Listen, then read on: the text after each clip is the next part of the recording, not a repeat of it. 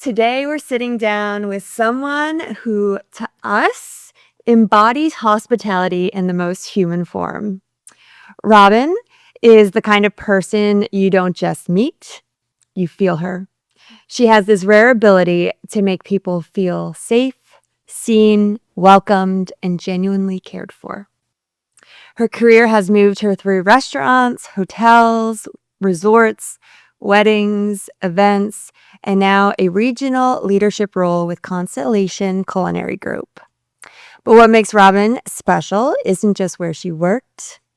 It's the way her work and her character seem to line up so naturally. I am getting emotional. Right? reading about Oh my gosh, that's so sweet. Thank you. She's warm, thoughtful, deeply present, and one of those people who reminds you that great hospitality is not just service, it's awareness. It's care, it's leadership, it's reading the room. It's helping people feel comfortable enough to be fully themselves.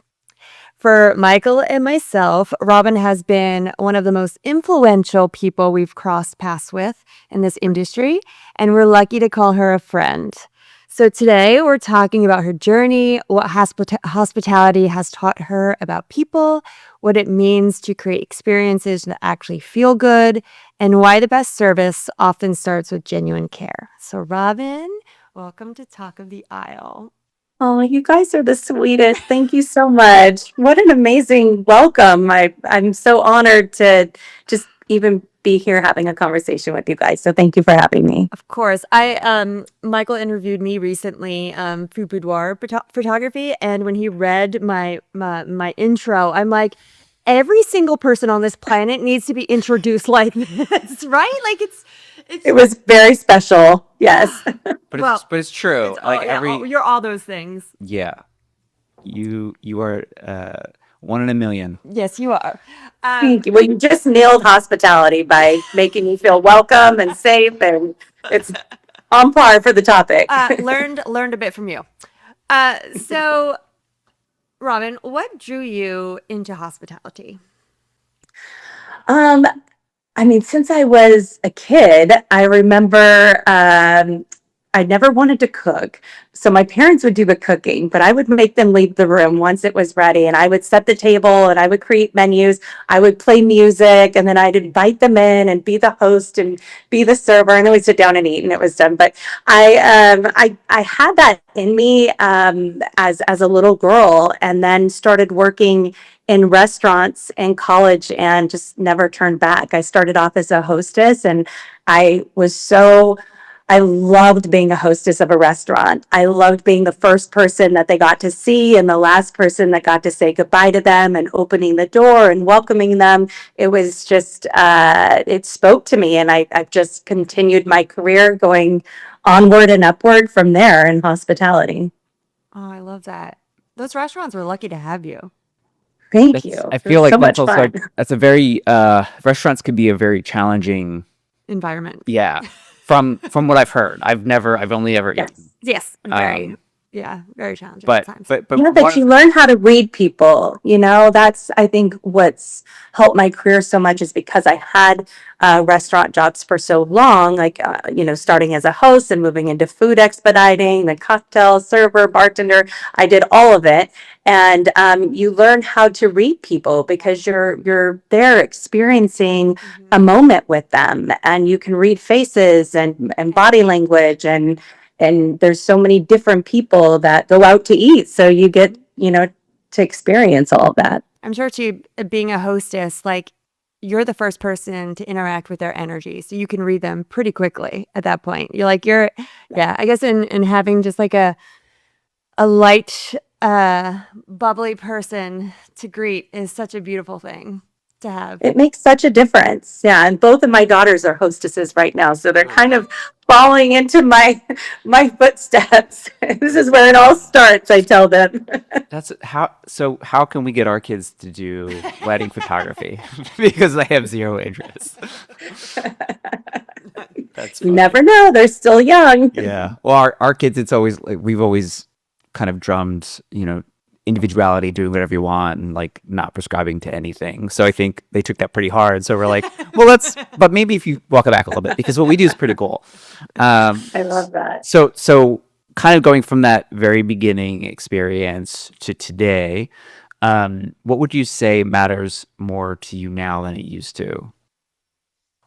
Um, Leadership, because, well, that's, a big part of the role I'm in now because of all of my experience, of working in restaurants, hotels, resorts, opening up resorts in different countries and different markets.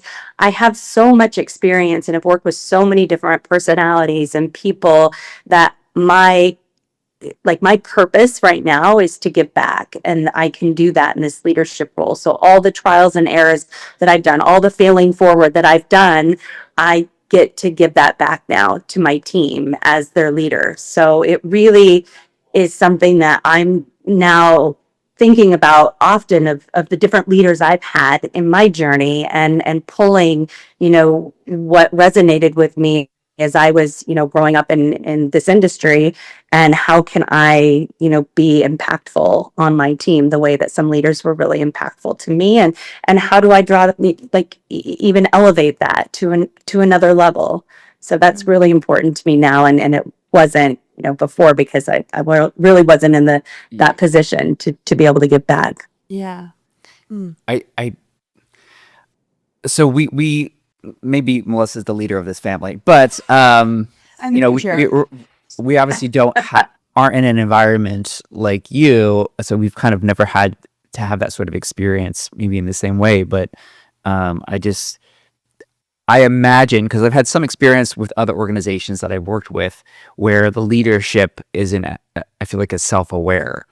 Uh, and maybe I'm generalizing here, but I just like hearing the way that you think and talk about it, I think is pretty special, because I don't think that's normal. Oh, But I think it's challenging. yeah. Yeah, because you're put in a position where your responsibility is to hold this team accountable, right? But there's the balance of holding them accountable, also driving a culture that they feel empowered in, that they feel safe, that they feel that they can have the same journey I've had, where I feel forward and trial and error. They have to feel safe in that environment, but you also have to guide them and coach them and hold them accountable along the way. So it's a tricky balance. Yeah. It's a dance. It's a little kind of Yeah. reminds me of parenting a little bit.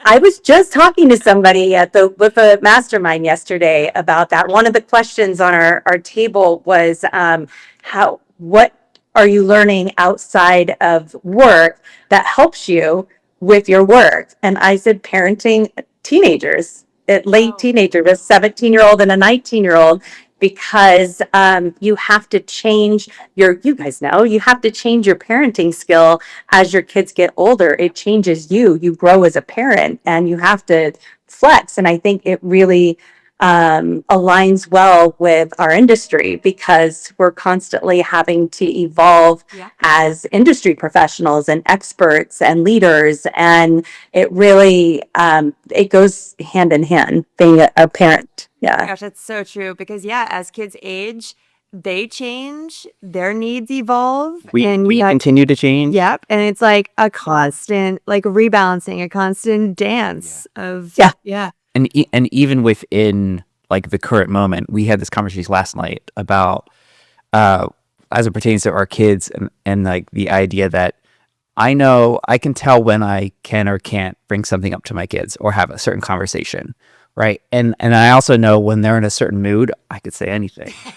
So it's like this kind of like being tuned in and kind of intuitive in a way to Yeah. people, which I the think collective field. does lend And itself they well. do the same thing. They do the same thing to you. They know when to ask you for things and when to not ask you for Yep. Yeah, things. which for me is like anytime they ask, I'm like, yes. But Aw. yeah, it's really Girl dad. yeah, Seriously. yeah. Or I wore pink just to show my feminine, side Love today. it. But as far as the like people go, and obviously you've been kind of at all levels of your industry. What would you say that you've learned about people from working in this industry so long? Yeah, I would say that everybody's different, that everybody has a different perspective. everybody's experience is different. Everybody's story is different. What's shaped them, has molded them into why they are the way that they are today, not good or bad, or it's just different. And in different cultures, different backgrounds, I've experienced all of it. And I think ultimately the end goal is always the same, right? And I love that I can see that in people now, and I have this appreciation for everybody having a different perspective, and it keeps me humble and forever growing and learning. And I don't always know because I don't know what their perspective is, right?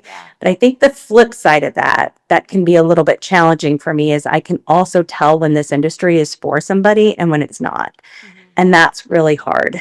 But when people come from a place of genuine care, even though they might have a different way of communicating that or a different way of showing it, you can always feel it, right? You can always feel that. So I think that's where, so I can see it. You're meant to be here. I know you care. I know we're going to get to the end goal together. We might just do it a little differently, or this industry isn't for you. I hope you find your journey. Yeah. I love that you said that, because I feel like you can tell, you can feel the difference when someone, like you said, like you can tell when someone is in the wrong industry. And I love that we're getting to this point in our world where feeling is becoming more important than forcing. Yeah, absolutely. That's what it's about. Right? That's what hospitality is about. It's how people make you feel. Yeah. Yeah. That's what's so important. And I also feel like, and I'm not sure if you guys will agree with me, but that humans are a lot more intuitive than they maybe are aware of. I think some people could tune into that more easily and kind of in the moment see and feel things. But I think everyone is super sensitive to other people and energies. Yeah. So that's what makes those things so important in your industry, which, the wedding industry is the hospitality industry as well, obviously. It's a practice. Like, everyone's intuitive. But it takes practice to be able to like truly drop in and connect with another person. Yeah, absolutely. And I'm glad you said that, because I think too, I'd heard this word so much lately, and it really resonates with me and where I'm at in my career is transparency. And I feel like we're leaning more towards that of having more transparent conversations. But kind of back to what I was saying is everybody's perspective is a little bit differently. Everybody communicates a little bit differently. So being able to work together and have those transparent conversations, even though they might be hard to have, I think is really important, because of somebody might be intuitive, but might be misunderstanding someone else. So I think it's important to take the time to really like try to communicate transparently what you're trying to say, or what you're doing, whatever the situation is, to get to that, a better point. Yeah, I agree with that. Love that. For sure. It's not, I make it sound easy. It's not easy. No, nothing beautiful. But it just is takes ever really thoughtfulness. But- right. If you care about working with somebody well and enjoying that experience, it takes that, as being thoughtful about the other person and how they might understand you and how you want to understand them. I think, so because again, we had a really good conversation last night about all sorts of things, but kind of like being open to having a conversation about the conversation almost. It's like there's so many levels, and I think like making sure that we understand what we're talking about and how we're really feeling about something. And I think also like Melissa taught me this years ago, is like I would say something, and she'd get upset, and I'm like, well, what? I'm like, this is not bad, but she's like, it's not what you say, it's how you say it. And Okay. and that's something that like has stuck with me and makes me very sensitive to both sides of it. So, like kind of how you're going into it, and then also with transparency and just kind of being open and vulnerable. Like, we're here for the benefit of everyone involved, versus like the dynamic of like, I'm the boss and you're doing this wrong. Like, it's a completely different dynamic. And I think most people do not respond well to that. Yeah, there's a reason I don't have a boss in my life. Because So, I said so. I don't know if you were. Yeah. I mean, when I was a kid, whenever my parents would say because I said so, I'm like, no, not good enough. I need to know why. yeah, I need so Should as set a that in mom head. and as a leader, I'm always trying to be thoughtful of that. As okay, it can't be because I said so. Yeah. It needs to have some sort of meaning and purpose and explanation here. Oh my God, I love love. it. Yeah. So to shift gears a little bit to kind of get more into like what hospitality really means, Okay. what is the difference between an event that looks impressive and one that actually feels like caring and memorable? Yeah, I think that it's depends on who's in the room, right? It depends on the people that are in the room and if you've captured the love and the what resonates with all the people in the room, like a wedding. If the team of experts and creatives were able to really get to know the couple, right, and pull the their story in ways that it's sprinkled out throughout the room in these meaningful personal touch moments that not just resonate with the couple but also create this safe environment that feels celebratory for their guests, and you can feel that when you walk in the room, right? And you see the guests enjoying themselves and having fun, and the whole event flows, and all these little details. It doesn't matter if it's luxury and it's at this level. I remember a wedding that I did in Denver, Colorado. It was right after same-sex marriages became legal, and I just felt so honored that I got to be a director of catering. And I was very new. I was still very new at weddings, and I was like a one-woman show there. It was a small boutique hotel, but I was doing quite a few weddings a year. And I had this couple, these two guys. They were so special, and they paid for their own wedding. They did everything themselves. And I mean, there was all these personal touches that shared their love story. All the tables were named after their favorite date spots and decorated like their favorite date spots. And I could not stop smiling the entire time I worked with them, the entire event. Afterwards, I brought them in and we had dinner together to just look at pictures and talk about it. And it was from start to finish. It was all about them. And they made that come to life in the room. And it always, like it's a special one in my heart because it was the first time I'd seen a couple really do that and make it their own. Yeah. Right. I love that we are entering, well, not even entering, we're in it. We're in this chapter of events that we're starting to break rules or whatever rule. There are no rules, right?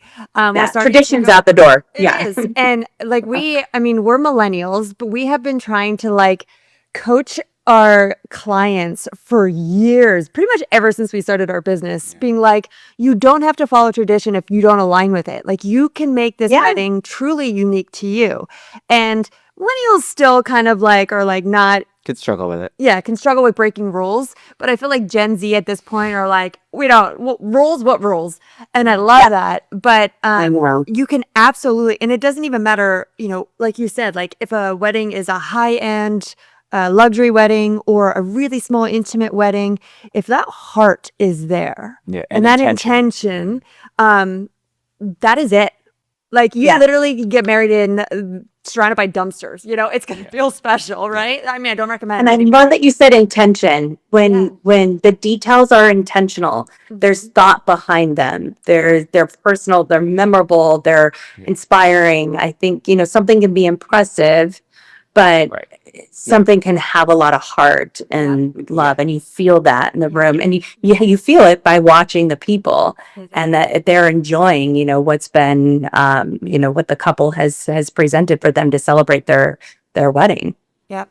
Yeah. Warmth and heart just adds more warmth and heart. And know. and your experience with that couple Mhm. is like the perfect example of that intention and how it's a ripple effect that changes everything that everyone experiences who comes in contact with it and them, right? Like you'll never forget them because of the whole experience, but it was because of them and their energy and everything that Yeah. kind of And the yeah. weddings that I did after that, I always made sure to, it really shaped me actually, because I was constantly asking more questions to get to know them, to see how we could bring out more of what's important to them in the details of the wedding, from the food and beverage to the decor. And it really it helped shape me, because I saw how special that was and how much more meaningful it was, and I wanted to pay that forward for sure.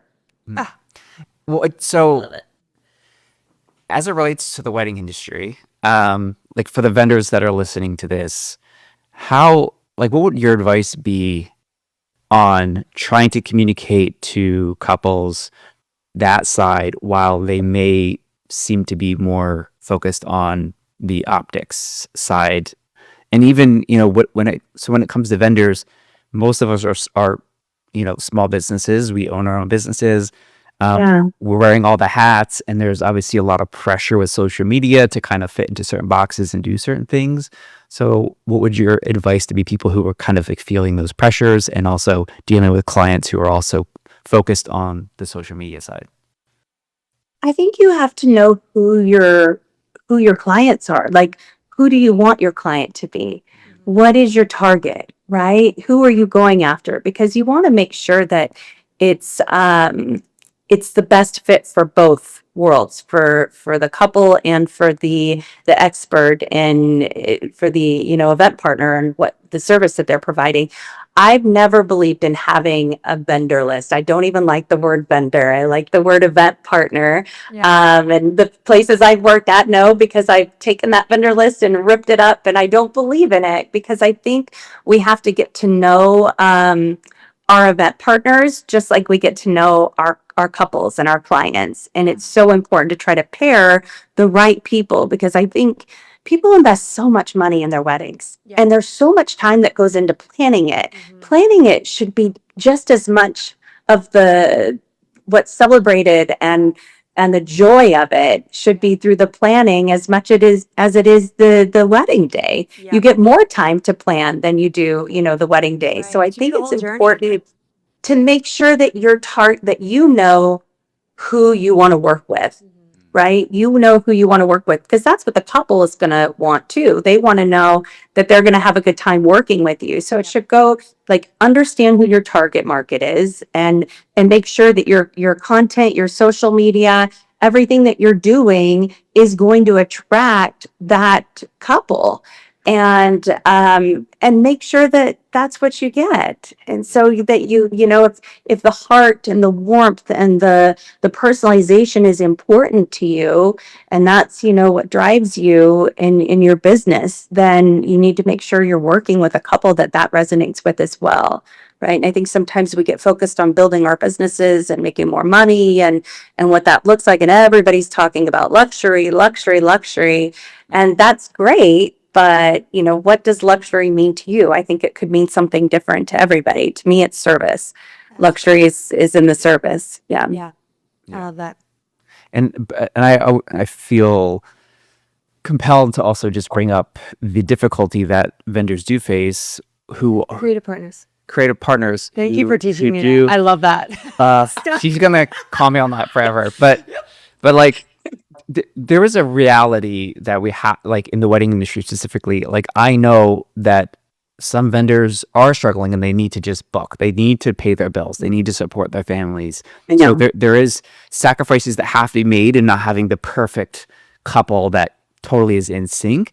And acknowledging that is a reality, but still, obviously, you can put forth your, the way you want to operate with them. It's just maybe not going to be that dream couple that you'll never forget. Well, I can relate to that, Michael, more than anyone, because working for corporations and being, a venue representative for many, many years, I couldn't turn away a couple because I didn't want to work with them. I didn't have that luxury, right? So, but at the same time, and I've always said this to my team, You need the hard clients to appreciate the good clients. You need the good clients to appreciate the hard clients. So the hard clients are what grow you. So I think it depends on where you're at in your business. I always say yes until you have to say no, right? Yeah. So sometimes you have to grow your business and know like who your target is and who you want to work with. And it's usually when you're still coming up the ladder and finding, where your success lies and you're growing your business, you kind of have to do that. So you know who your target is and who you want to work with, right? Yeah. Yeah. That makes sense.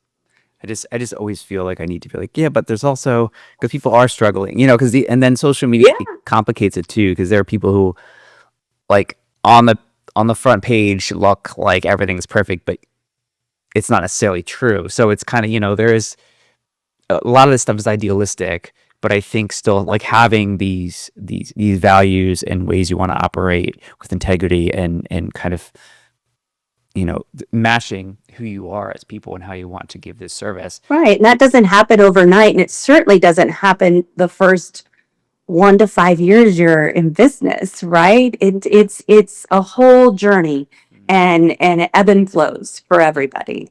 Yeah. And what's great about our industry is you constantly have to reinvent yourself as well. So even, if you're, you know, building on your business and you're having, a lot of trial and error, as I mentioned, before, feeling forward, learning who your ideal client is by working with the harder clients and building your social media, all of that. And then you said yes until now you have to say no. You have all the business in the world. You're super successful. You're winning awards. Everybody's reaching out to you. It's great. And then you don't have a pipeline. Then the phone stops ringing. I mean, this is what happens, right? And then you have to do it all over again. You have to reinvent yourself or take your career to another place and move it onward and upward, whatever that looks like. So Yeah. all a journey. All a journey. Yeah. Do you want to take the next one? Yeah. When you think about great hospitality, what does it feel like to the person receiving it?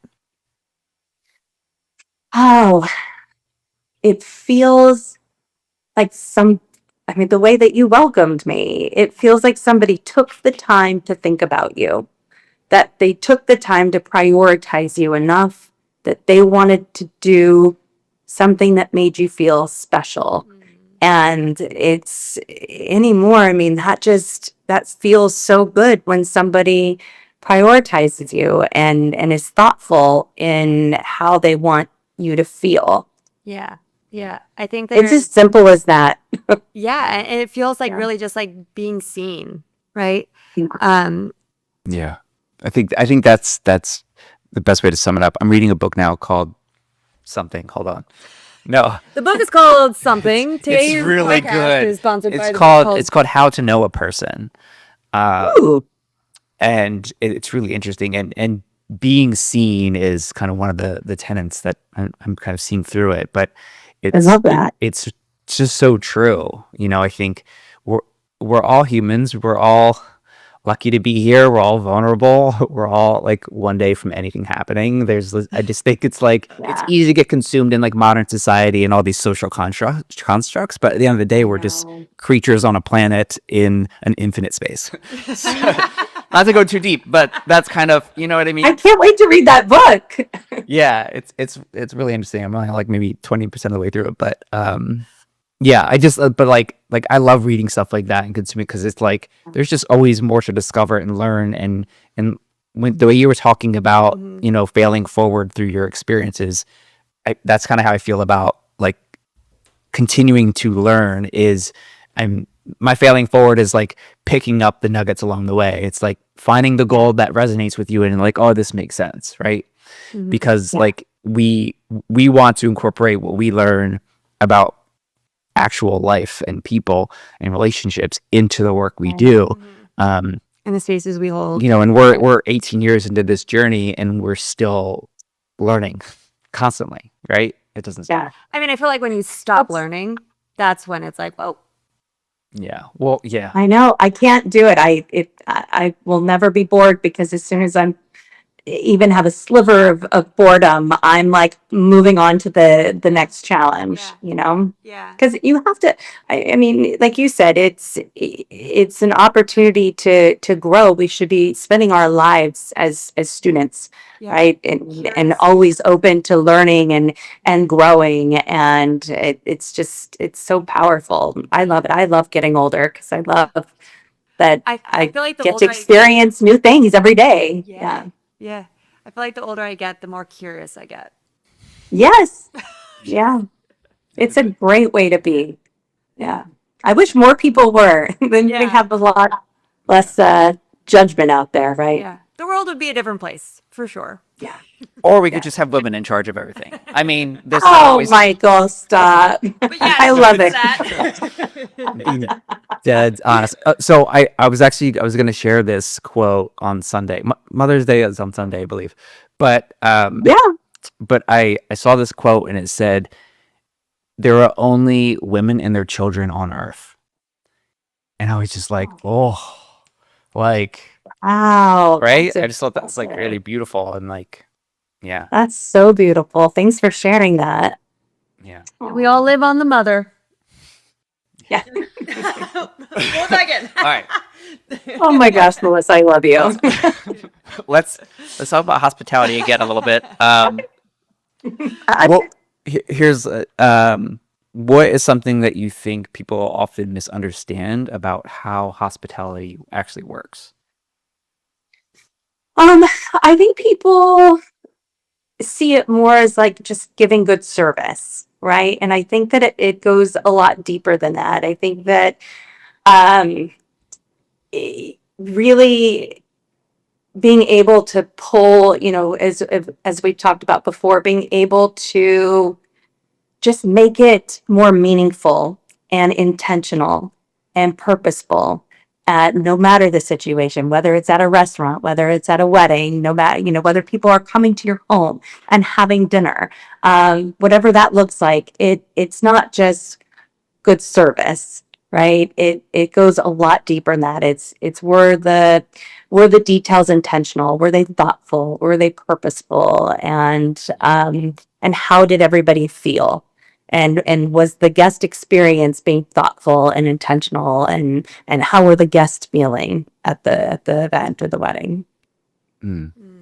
Yeah, I'm definitely guilty of at one point just thinking like, oh, good service is hospitality. Yeah, So but I it's so think much more than that. yeah, if you're not in it and you're not trying to understand and learn and grow in it, then you won't connect those dots, Yeah. But I feel like the non-industry person, when they experience great hospitality, they can feel it. They may not have vocabulary for it, but they feel it, and it makes a huge difference.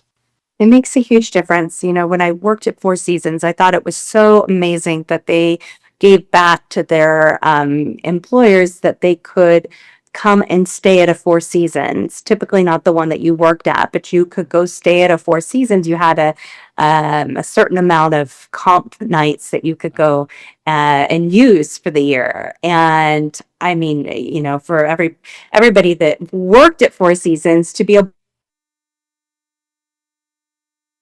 Oh, hold on, your audio just went out. Oh no, Wait, no, it's back. it's back. Okay. Sorry, go ahead.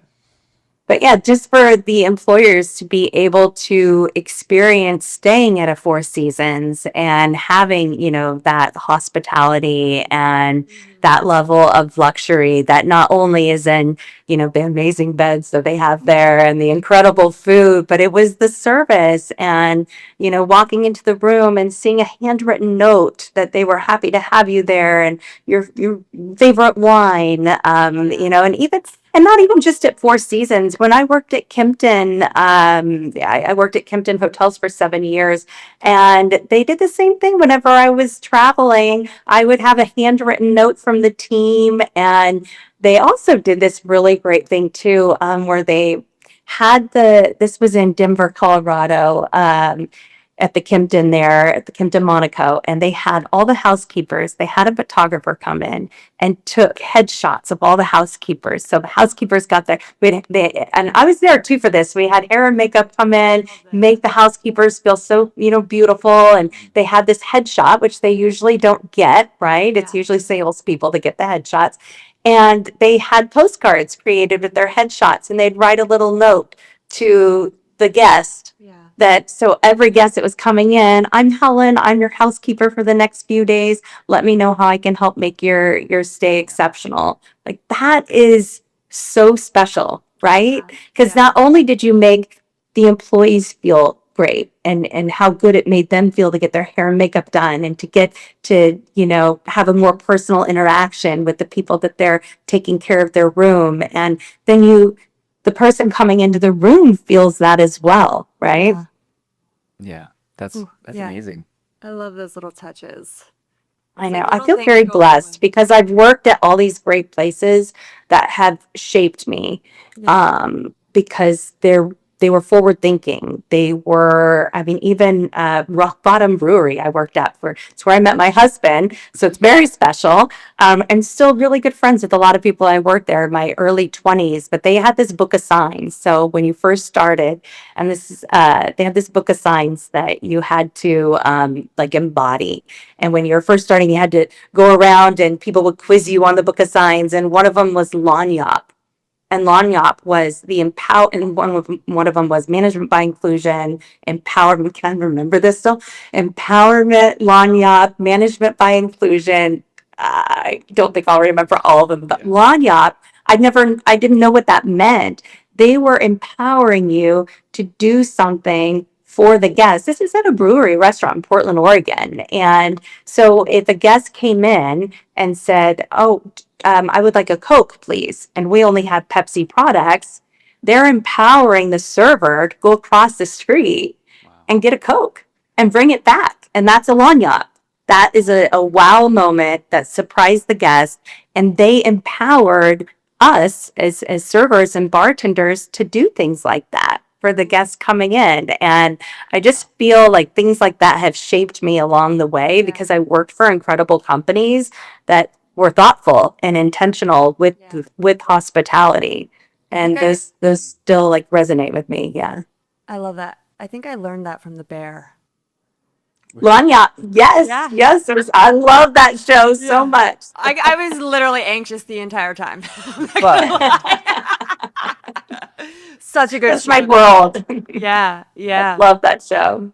But they talk about it, or he's reading it, I think, in season 2, Unreasonable Hospitality. Yeah. Have you read that book? you recommended it to us. Yep. Yeah.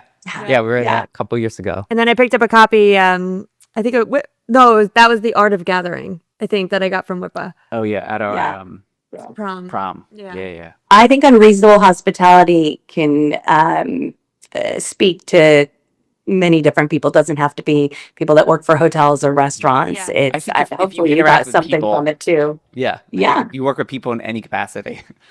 So Yeah, I also just think- going above and beyond, and Right. Yep. how making people feel special, and being intentional. Will uses that a lot in his book, is being intentional, and that's just, there's so much power behind that word when it's used the right way. Yeah. And what I like to do, how do I like to implement that on the wedding day is, this is a wedding I shot a couple weeks ago. I had like a moment in the reception, and the DJ was just like, she was doing her thing.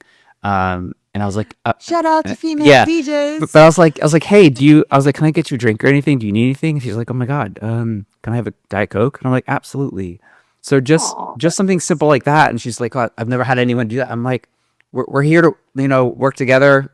I love For each that. other. Yeah. It's a small thing that didn't give me anything, right? Like I'm not here to impress the couple or guest. It's just an opportunity to serve others. And I think we're very well aligned that like there's no feeling you can replicate, by just doing good for other people. you know that trickles to, she's going to pay that forward because she's going to remember how that made her feel, that somebody thought about her Yeah. and did something nice when she was probably really thirsty Yeah. and like Yeah. right, and couldn't move, right? Yeah. And that somebody thought about her, she's going to think about someone else in a moment like that. And that just things, that's so great, Michael, because things like that, they pay forward, and I think it makes it a better world. Yeah. I agree. And little, right? Such a little Little. thing. Doesn't have to Little be. Yeah. thing. Yeah. The little things typically, I think, ripple the furthest. Yeah. Yeah. And my favorite things overall are the things that are not seen by people. They're the things that you're not advertising. Although I did just do that here. But as an example, right? But I love those little things that you can just do. You know, it's like I also have a very interesting relationship with social media and kind of like the braggadocious side of it, and trying to just not let that interfere with how I operate as a human being on the everyday, and not kind of, promoting myself as like, oh, I'm a good person because I did this, right? Like, but that's a whole other conversation. Sorry, just strong feelings. But let's shift a little bit to like more of the couples and client experience. What are some early signs that a team is really going to take care of you well?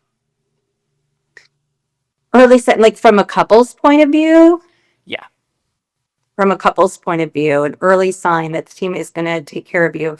I think, well, first of all, how they make you feel. I know that sounds so simple, but have they listened to you? I think being a good listener is key.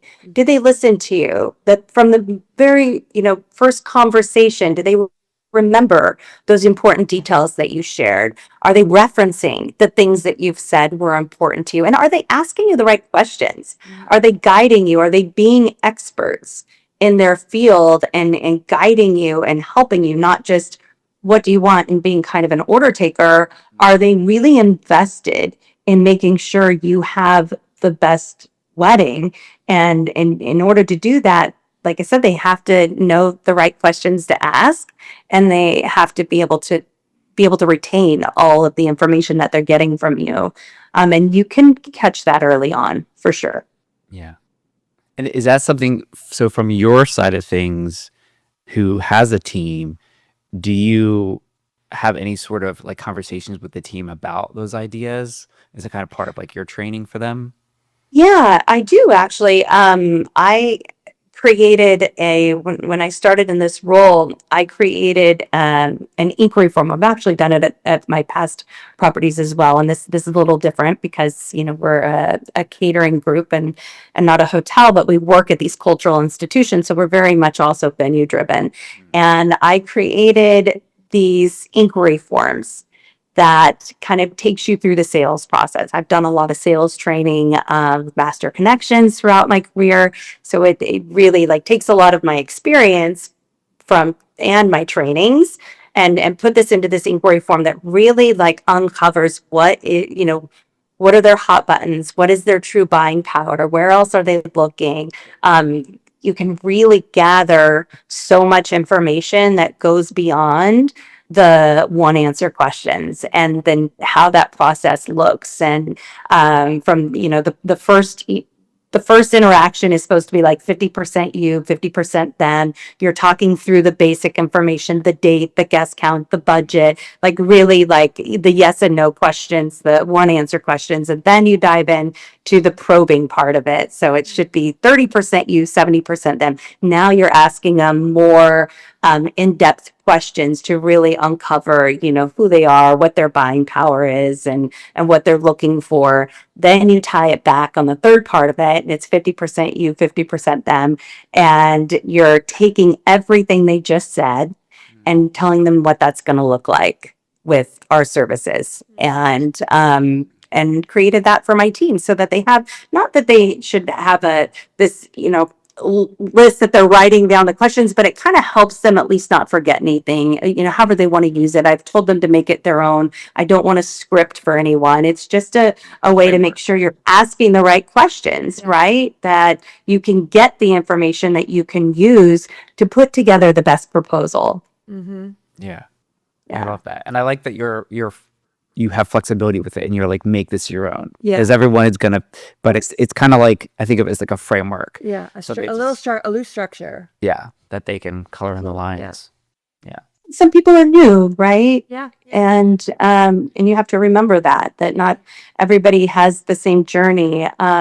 Akeshi said that yesterday at the WIPA Mastermind, that you can't look for yourself. That was my like biggest nugget. You can't look for yourself on your team, Yeah. because it's not going to happen. Not gonna You're the only you, and you have to not only embrace that, you have to empower that. Yeah. And that's hard sometimes, because I feel like I told you in the very beginning, what's most important to me is this purpose that I'm living right now, where I want to give back and I want to give you on a silver platter what I already failed at, so you don't have to. Right. But not everybody's going to take that. Like our kids, like Right, they don't, the same thing, like you're like, I already made this mistake, don't make it. Yeah. It's the exact same thing, but Yeah. that's their journey. their journey. Sometimes people have to make the mistake on their own for it to really like resonate with them and make a difference and be impactful. So, yeah, We all have lessons here to learn.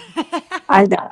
Yeah, exactly. Yeah, that is, I loved that moment when she shared that, because that was like a little nugget for me too. I'm like, but I want to find myself. But then I'm like, you know what? Like, we all have our own power and quality and strengths that, like, and we all have our own heart, right? So my heart can't be found in anyone else, but yet someone else has their own heart and can bring a completely different flavor, giving the space. Yeah. And then it could be so much more beautiful and powerful, and like, Yeah. and so I love that she shared that, because now I'm going to stop looking at myself. Right. It was the biggest takeaway I had yesterday. It was like, I love when somebody says one thing and you're like, Yeah. I got Yeah. that. Well, so it's I took that. I wasn't there, but to kind of like regurgitate what you're sharing, is it kind of in a way saying just accept people as they are and that they are different? Yeah. Is that kind of, Yeah. because I think, Yeah. like we've, over the years with different people we've had working relationships with, obviously, just like anyone, you have some difficulties, but I think it's, just same thing with your kids. If you're like, well, why aren't you like me like this? And why aren't you, you know what I mean? Like being like, Yeah. you're a different person. Yeah.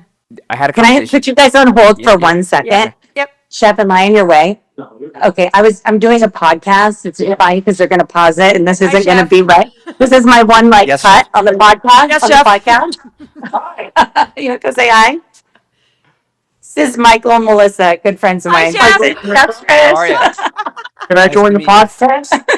You want to be part of it? We're talking about hospitality. I couldn't get good reception upstairs, so I came down. Oh, thank you. Bye. Oh my God. I don't even think we should cut that. That was He's just You can adorable. keep it if you want. He's Yeah. sweetie. He's so cute. Put him in my He's pocket. the best. Oh my gosh.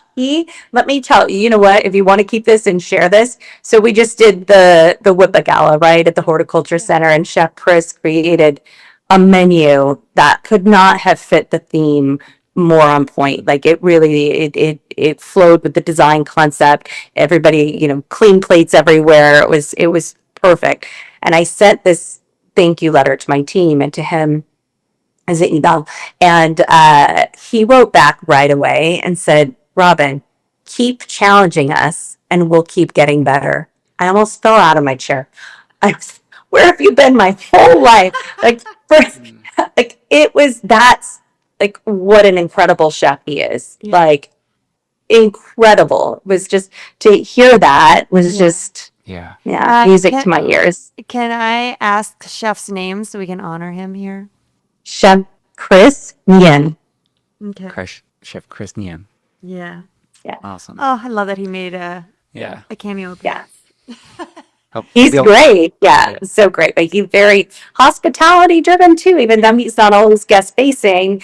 He's, the talent that's happening behind the scenes, but It takes a he team. always is willing to customize. He comes in, he's present for the tastings, and it's impactful. He's a joy. Yeah, Like- it's good energy. Yeah. Yeah. I literally, he was there for 10 seconds and I felt Yeah. his spirit, and I love Yeah. it. Yeah. Yep. Robin, what is the biggest impact on guest experience, but is easy to underestimate? I would say timing. So not just a run of show, but the timing of uh, just actually putting yourself in the guest shoes, right? So if you were a guest coming into the event, what does that look like for you? So I know we've talked a lot about the couple and personalizing it for the couple, but the guest arriving, do they know where to sit? Where do they put the spoon that, the hors d'oeuvre came on? Where do I put this spoon now? You have to think about all those little details because you never want the guest to feel uncomfortable. You don't want them waiting in a line at the bar. You don't want them wandering around a room wondering where do I sit today? Just sit tonight for the event. So it's all those little details that impact the guest experience. Just the speeches, are the speeches going so long? Because people remember that, and there's all those little details that just as how important they are to make sure that the couple's love story is sprinkled out in those personal moments. You also want to make sure that you're putting thoughtful intention behind what each guest is experiencing as they move about the night and what that flow looks like for them. Where's the bathroom? Is the bathroom easy to find? Yeah. Is there, all these little Yeah. things that you can't do that unless you put yourself in the guest shoes. Yeah. So Yeah. I think that's just always something that, we're working together as a team to make sure we're being thoughtful of that entire journey from start to finish, and nobody's going to have to want for anything. Yeah, for it to be an obvious intuitive experience where you don't have to question things and wonder, the whole hors d'oeuvre spoon thing I can relate to strongly. Yeah. Like, What do I do with this? So you know what we do? We have somebody that comes behind, that we have a shadow that comes behind that takes it. If there's anything like that, that's at Constellations what we do. So if there's any moment of there's a vessel that the hors d'oeuvre is served in, there's somebody behind them, or there's a little bucket on the hawker tray or whatever that looks like, because we're being thoughtful of that, right? Yeah. yeah, I don't know if I've ever seen that or paid attention I've enough. experienced that with Constellation. Like Love is in the Air. Yeah, Yeah. we're very thoughtful of that. Yeah. Yeah. And for me, like I didn't experience it from like a guest perspective, but like I was photographing it. So like I noticed it that Yeah. it just witnessing people eating and then dropping. And so like yeah. But that's the whole idea, right? It are those details that are so important. No one's going to notice when they're happening because it should just be seamless and effortless, right? Yeah. But you notice it when it hasn't been thought of. Yeah. You notice it when you're standing there with what do I do with this stick? Yeah.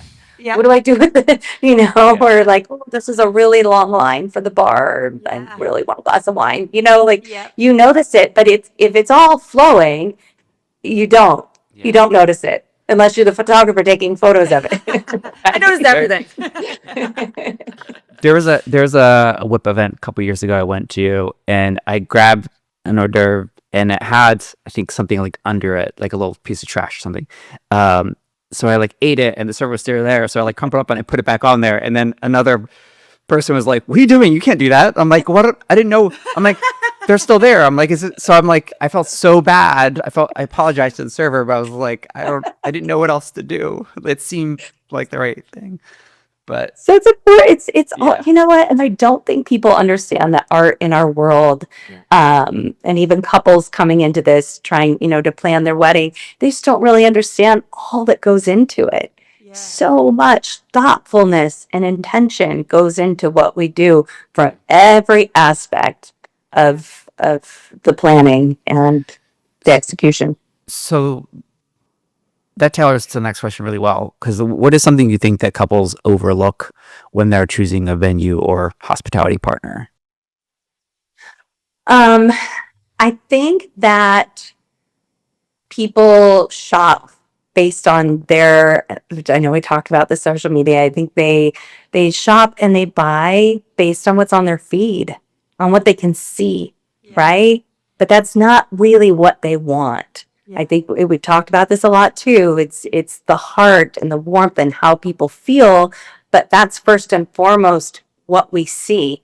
Yeah. So I think that, a lot of things that are really important often get overlooked because they, are looking at the visual and the aesthetic and how things look, but you really need to know, like, well, how operationally is this going to happen? Who's serving the event? How is the food? What are,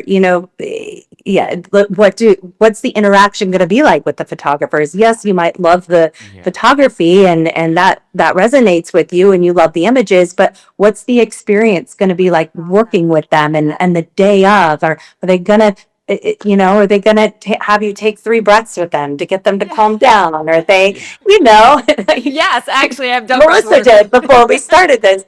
But I think that they need to get past just what things look like, even though that's gonna impact their buying power, right? Like Right. it's gonna impact that. They need to really dive deeper into, well, then how is this all going to work? Yep. And yeah, right. And Yep. how many servers are going to be there? And back to the details we were just talking about, like they should be thoughtful of, where are the restrooms? When I worked at Four Seasons, I told everybody this all the time. If anybody from my team there watches this, they're going to die laughing. But when I would bring people on sites, we would come up the escalator and the restrooms are right there. I would make people go in there to the restrooms. I highlighted them because they were right there and there were several stalls. No one's ever going to have to wait in line. Yeah. And that's not everywhere. Yeah. And so I created a necessity, I guess. I created a desire. So then people are coming and oh, that's important. Like that became important to them. So then the little sales tactics. So then they go to these other places and they're touring. They're like, well, where's the bathroom? Yeah. Oh, there's only 2 stalls. People are going to have to wait in line. I made it important to them, right? Yeah. But they should be thinking of those things because if that's not important to them, it should be. But if it's not important to them, then that's, I don't know if I really answered your question, but yeah, they need to be looking at how things work, not just how things look. Exactly. Yeah. It is. I mean, you can make almost a talented photographer can make anything look pretty. Yeah, right. And anyone can make pretty things look pretty. Yes. Right. Yes. That's it's an interesting thing when you kind of realize who were we talking to about Sarah Petrick about the camera, like having a really nice quality camera versus an iPhone. And she was like, a photographer's like the professionals know you need to have the professional camera to have the best photos. And I'm like, yeah, no, that's not real. That's not like. Well, I mean, if I'm photographing people, I would prefer to have a real camera. For sure, but I'm just saying it's the idea like the higher end the wedding to relate to what we do, and the more luxury looking it looks, the easier it is to do. Right? Like the talent really comes in like your actual like ability to create and frame and capture moments and use light. But to the experience side too, something that we always tell potential couples is not always, but sometimes like bring it up because we talk about our experience with them because that matters just as much as what we're doing for them. Absolutely. It should be part of the experience. Yes. Yeah. A very big part because of it. I think we believe it affects directly how they perceive their images from us. So you could be the best photographer in the world, but if you are not a very pleasant person to be around all day, that's going to bring how they perceive them lower and they'll never forget the experience with you. Mm-hmm. Whereas you could be a Robin and you could take okay pictures, but then those pictures are incredible because Robin took them. Because Robin made you feel seen, made you feel warm. And again, it goes back to like people remember how they felt. Right. Yeah. Yeah. And back That's to those, what you will. back to the Four Seasons bathrooms. I love They're their really bathrooms. nice. Yeah. I've never waited in line. I've never released in a finer place. Isn't that funny? Yeah. And also, I love the high quality soap as well as the lotion. Oh, Yeah. It is. It's a great perk for booking there for sure because it's right there off the ballroom and it's just so easy to be able to get to. yeah, but yeah, like you said, like those things do matter. Yeah, And we don't really they think do. about them. The little things. Yeah. When it comes to like couples, when they sometimes focus on on too much while missing. Okay, hold on, let me read this. You have to correct this. What do couples sometimes focus on? Do you want me to reread Yeah, that? sorry, You I just said heard cut. it? Sorry. What do couples sometimes focus on too much while missing what guests will actually remember?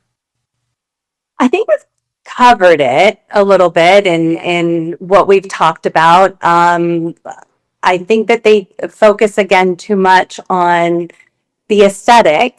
And again, that's really important. The flowers and the linens and the tablescape, all of it, right? It flows. It's the vibe. It's important to them. They're spending so much money on it, but it's they need to like think about their guest experience, right? And making sure that their guests feel comfortable, safe, and the guests understand, what's happening and where they're supposed to go in, and that the night flows and it all kind of jives and comes together. I think that has to be something that they don't overlook.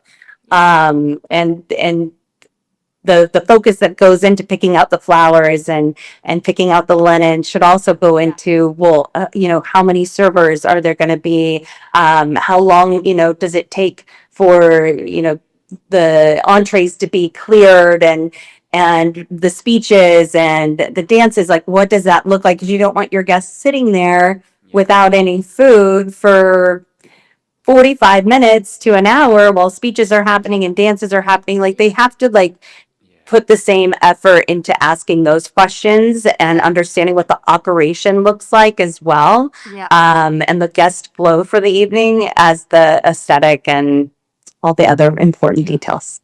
Yeah. So then how can a couple create more thoughtful and welcoming guest experiences, though, from like their side without necessarily spending more money? I think that is our job and the creative partners to really help guide them and making sure that you're choosing wisely who you're working with, and that what's important to you, and that they can give you their expertise. Right. I mean, I think it's great sometimes if you're giving somebody an opportunity that's, getting their business, off the ground. Everybody needs it, right, to grow and learn.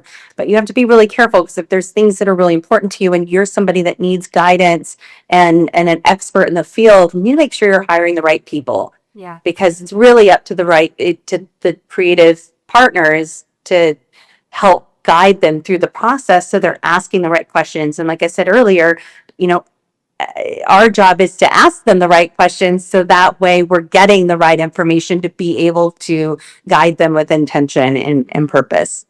Mm. Yeah, I love that. So not just everything's cookie cutter, Yeah. sort of. Yeah. No, it's not, especially in today's world, for sure. Oh my God. No one size fits all. What are some common vendor behaviors that create unnecessary friction behind the scene? I think when people don't work together, I think it's important. I mean, communication. Like, there cannot be too much communication. I think I would like to see more of event partners collaborating without the client, like maybe like hopping on planning calls, even a monthly, like, let's just connect, because what's happening in a conversation with this event partner and the couple, and that this could be different things. And then we could have like many different conversations happening that don't align with, what, well, I mean, Michael, being on the WIPA board, I think, planning all the WIPA events and getting the opportunity to work with photographers, florists, planners, musicians, we have to come together. And when we're sitting around the table, we're planning these events, we're able to understand what the perspective is from the photographer, the caterer, and we have to work together. Yeah. Whereas I think when you're, that, we were all working together. But when you have a wedding and you have the couple is having those different conversations separately, I think there's an opportunity, like how we, plan our WIPA events, there's an opportunity for that team of event partners to come together. And I think the planner could really like push that to happen, and just making sure that, because not every planner has the experience to understand what, Right. what the photographer's perspective is, what the caterer's perspective is. And I think having an opportunity to come together, I feel like I'm doing this long-winded, but it's in my head, but come together and have these meetings beforehand to make sure nothing is going missed, making sure that everybody's aligning, and the conversation that's being had with the photographer makes sense for what's being had with putting together the run of show, right? Yeah. Yeah. That's really good. I mean, the line, Stop. the sentence, teamwork makes the dream work, is like, Yeah. As hokey as it literally is. as hokey as it is. It is very true. And there's nothing worse than showing up day of and you're like, well, wait a minute, that's not Yeah. what we Yeah. talked about, or that, or even, a week before of, getting the run of show, you're like, but this doesn't make sense for the photography that we have going on, or the DJ's like, this doesn't make sense. It has to align. And I think without having the opportunity to collaborate together, maybe without the couple, so then, then the planner can come back and say, hey, we're going to make some tweaks because this didn't work for the DJ or the caterer. Yeah. And that to me could be a missed opportunity. And then what happens when there's not good communication? I think when they don't work as a team, like you said, teamwork makes the dream work. And when event partners, we should all like work together and support each other and be one unit, and not throw each other under the bus to Or to let egos get in the client. way. I feel like that can happen a little bit in our industry. Egos can I be. I think, know. like something we tell our couples is that every vendor matters, or event partner matters. Sorry. Look at that. We're relearning. So like every event partner matters. Like starting with hair and makeup, right? Like no one is less or greater than anyone. Like we're all humans who have an important job. We all have the same goal in mind too. Right. Right? The same end goal. So like we've did a conversation with Amy Beam, does hair and makeup, and she's a couple different brands and very successful. Amy. And we were talking to her about all of this, and she is like well aware of her role, but also her role as it relates to working with photo and video. So like we had a really good conversation about like how, like, what makes it easy to work with photographers. You know what I mean? Like how can because it's something that I think we're intuitively good at and we do care about, but just having those conversations at all is something I think a lot of vendors don't really think about, because they're just, I got to do my thing. Why do I care about this vendor? Because it affects the experience for everyone else. Oh, completely. Yeah, absolutely. Yep.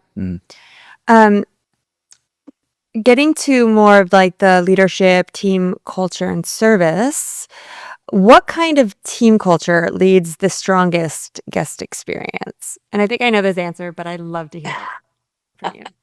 A team that feels respected, safe, and empowered. That they're able to be their authentic self, but also have this opportunity, like we talked about earlier, growing. We're always growing. We're always learning. And if somebody doesn't feel comfortable to be able to make a mistake, then especially in this industry, I say it to my team all the time, like, you're going to have to be okay with making mistakes. Yeah. Because that's the only way you learn. There's not a manual. There's not a manual for this. Yeah. Maybe I'll write one day, but there's not a manual for what we do, right? So you hope if this is for you and you are so passionate about it, and you're meant for this, then you will make that mistake one time. Yeah. And that is like what grows you and shapes you. And I think that having a team that has the empowerment to be able to do that, and then I think that's the best team to work with for sure. Yeah. I also think there is something really important about admitting your mistakes and shortcomings to other people in your team. Accountability. Yes. Yeah. I love accountability. And It's so vulnerability. important. Yeah, because I think it like when that happens, when people are like that to me and they share things, like I have so much more respect automatically because Me too. I can recognize them taking accountability, being vulnerable, I was like you said, wrong. Yeah. and just Yeah. Yeah. Or I we're not, messed up. I'm not going to pretend to be perfect. Like, Let me Right. give you, yeah, I don't know if you know this, anyone, listeners out there, but listen, all three of you. we are not perfect. None of Yeah. us. No one that Yeah, wants. so listen, But tell them about my shortcomings as a husband. Go. But yeah, no, it's true. It's yeah. it's just You reality. and you, when somebody apologizes or takes ownership, Yeah. and I talk about that a lot in my team is ownership and accountability. When someone does that and you feel it's coming from a genuine place, and typically when they are it does come from a genuine place. Otherwise, they'll make excuses. Yeah. They'll make excuses or they blame somebody else, Yes. right? But taking ownership and accountability will always come from a genuine place, and you feel that. Like we keep talking about, you feel that there's a difference. And then so you become more human and relatable, and you can really like relate to that when somebody is, oh man, I made a big mistake. I dropped the ball on that and I am so sorry, but here's what we're going to do to fix it. That's, Yeah. it's really like, those are the people you want to work with, right? Absolutely. Yeah. Yeah. Absolutely. And then after the fact, you've worked with your team and a client or couple. What do you hope that people feel after working with you and your team? I hope they feel like they made the best decision and that they want to work with us again. That they felt cared for. Oh, so sorry. Bless you. They're doing so good. Mic dropped. You're doing so good. I felt it coming. I was trying to like bring it down and want it out. They feel that they made the best decision, right? That they feel so good that they got the value was there for them, that it was money well spent and time well spent, and that there's a relationship to hang on to afterwards. It's not just transactional. There was a lot of feeling and love and care and relationship building along the way that, I'm still friends with so many of my brides from over the year. We're friends on Facebook, and it's just, there's just more to it than that. We hope that that is what you accomplished throughout spending that time together, that it's not just, okay, pay the bill, goodbye, and we're done. It's more than that, because there's nothing better than referral business. There really isn't. In business to business, referrals is that's what it's about. It's relationship building, and that should keep going, and you want them to think about you for their next event.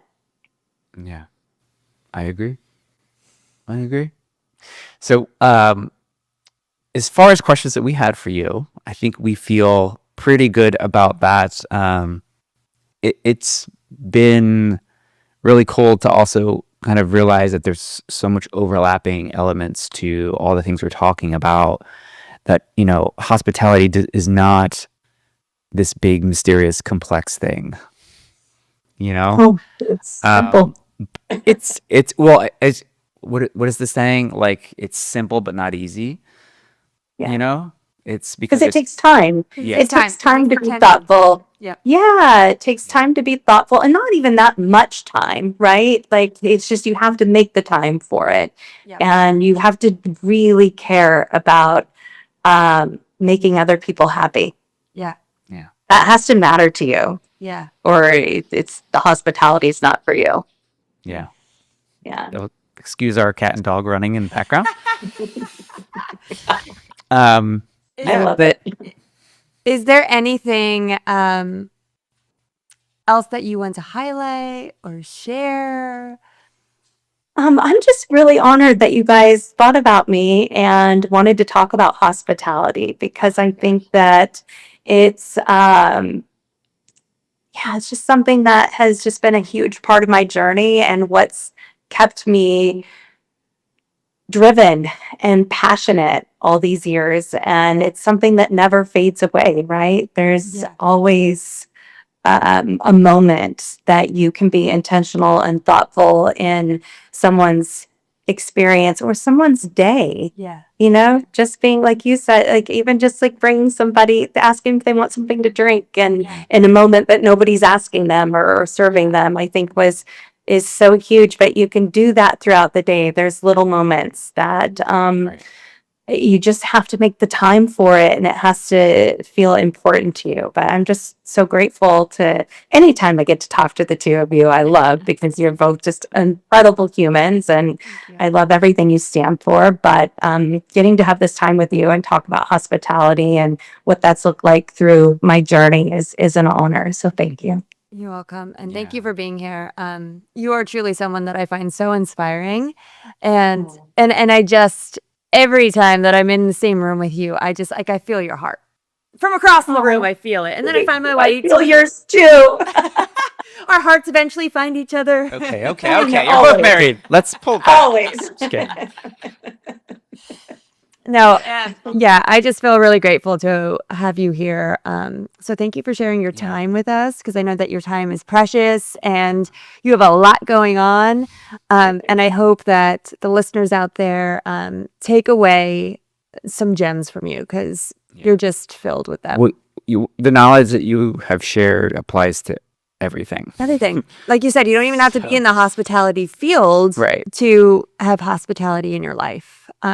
Because it does, it ripples out. And I do believe that the more hospitality that we add into our own personal lives, that does ripple, and It matters. it matters. And if we're trying to build a better world, it all starts with us, and like in our, We all want to feel good. yeah, we all want to feel good. We all want to feel good. Yep. Yeah. Yeah. Great. Well, thank you again for your time. It was a pleasure. And hopefully we'll see you sooner than later. Love you guys. All right. Bye. Thank you. Bye.